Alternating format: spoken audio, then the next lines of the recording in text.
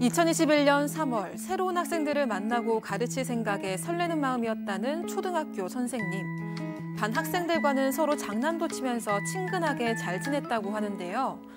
그러던 어느 날 일부 여학생들의 태도가 달라지기 시작했습니다.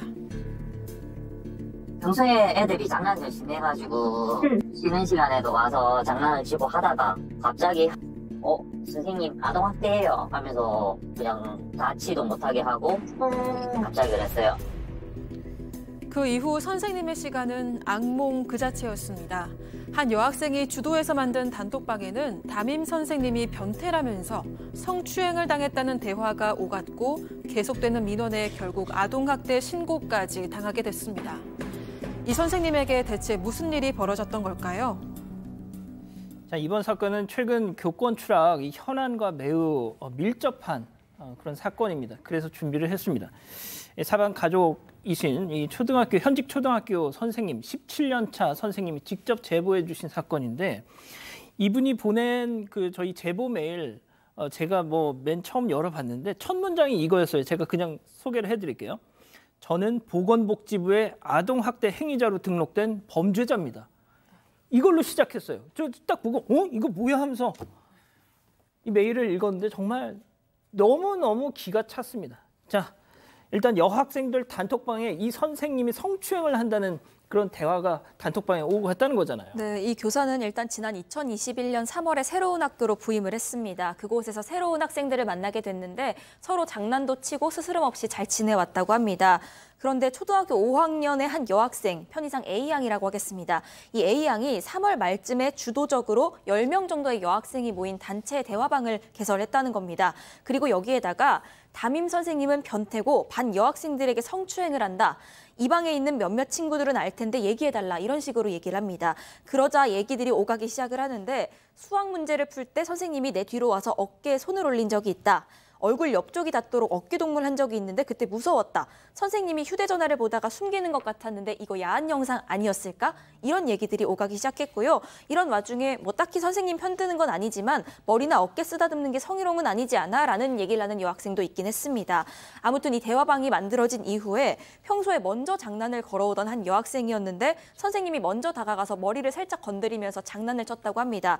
그랬더니 아동학대니까 하지 마세요. 이런 식으로 얘기를 하면서 도망을 갔고요. 표정도 좋지 않았다고 합니다. 자, 초등학교 5학년짜리들입니다.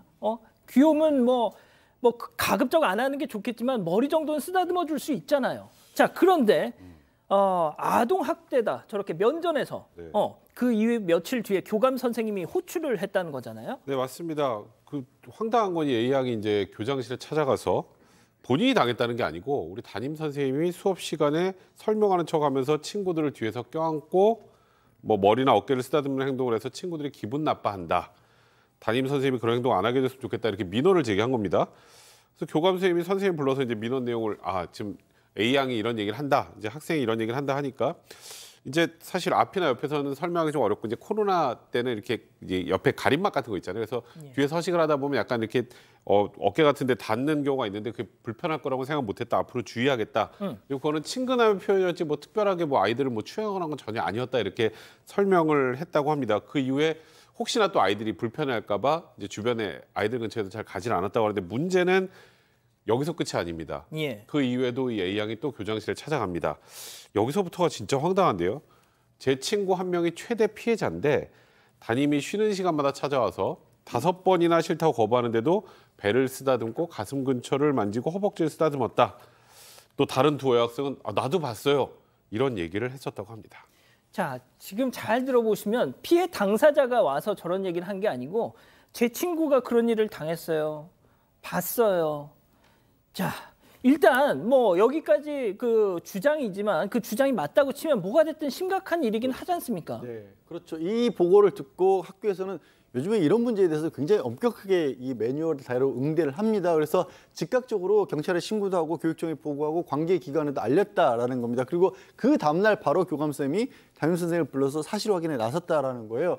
그런데 이게 아이들 머리에 어깨 쓰다듬는 거 수업 중에 하는 것과 배나 허벅지를 쓰다듬는 건 완전히 차원이 다른 문제잖아요. 예. 선생님 너무 억울하다. 절대 그런 일 없다라고 얘기를 했고 이제 아동학대 전문 보호기관에서 나와서 학부모들 동의하에서 사실조사에 나섰는데 그 피해를 당한 당사자로 지목한 학생 있잖아요. 예. 그 학생이 나는 그런 일 겪은 적이 없는데요라고 하는 거예요. 아이고야. 게다가 목격했다는 친구들도 있었잖아요. 예. 이게 저는 상당히 중요한 포인트라고 생각을 하는데 그 친구들이 뭐라고 하냐면 저희들이 직접 본 건 아니고요. 그런 얘기를 들었다라는 거예요.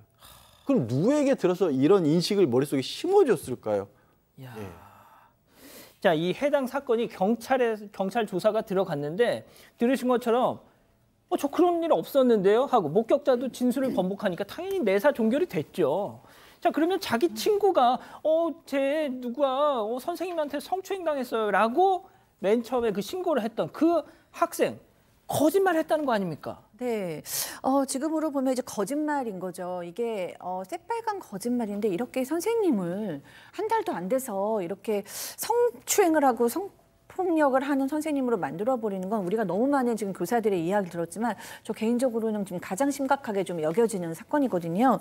이 아이가 왜 그랬을까라는 얘기의 그 의문에 대해서 지금 선생님께서는 아마도 학기 초에는 이 아이하고 선생님하고 친한 것 같이 느껴지다가 이제 시간이 지나면서 다른 애들하고 선생님이 더 친한 것 같이 느끼니까 질투심이 난 것 같다라고 얘기를 하셨어요. 그러니까 다른 친구들한테 선생님이 더 관심을 가져주시는 것 같다.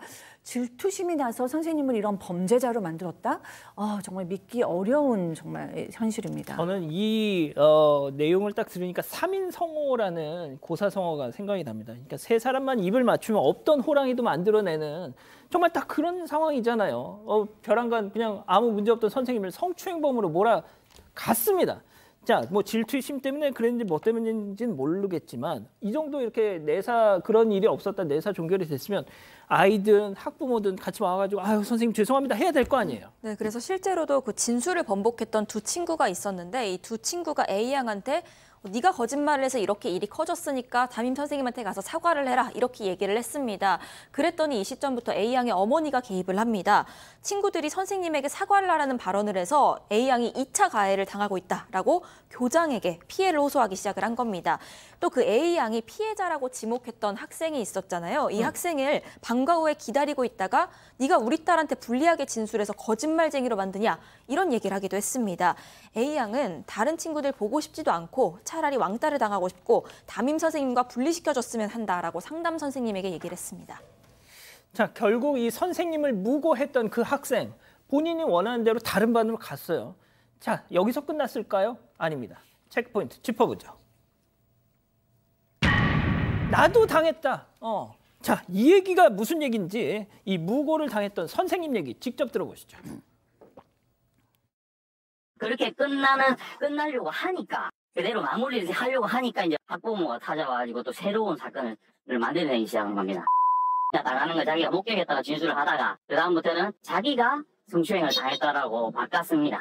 굉장히 구체적으로 당했다고 했습니다. 브레이지 끈을 만지고 뭐 당기고 옷 갈아오고 맞고 그 다음에 협박을 하고 이런 얘기 딴 데 가서 얘기하지 마라 그렇게 주장을 했습니다.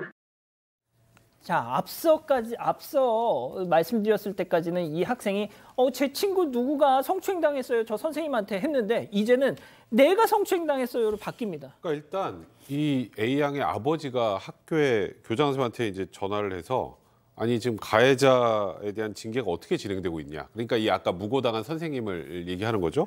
그러니까 야 같은 지역에 있는 다른 비슷한 사건 같은 경우엔 선생님이 뭐 직위해제가 되는데 이번 사건은 왜 그렇게 안 되냐 이렇게 따졌다는 겁니다.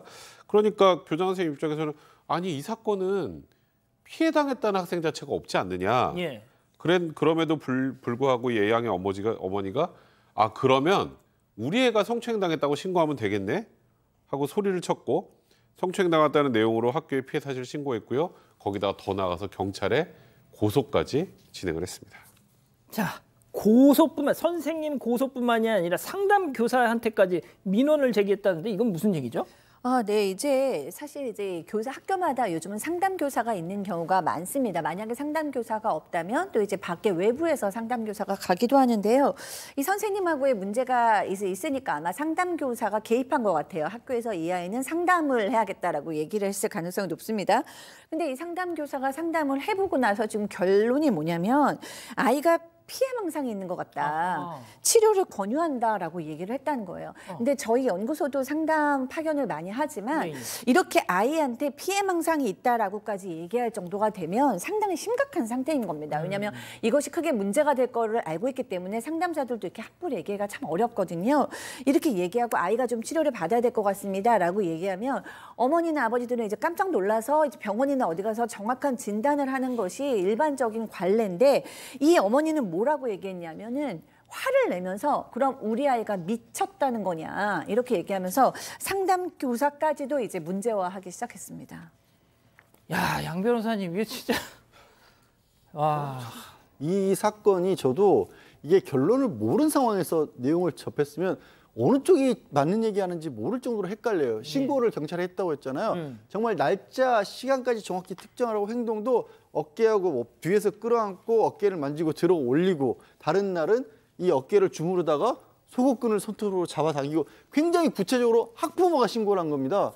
그러니까 경찰에서 수사에 들어갔고 직위해제를 당했답니다. 2021년 6월에.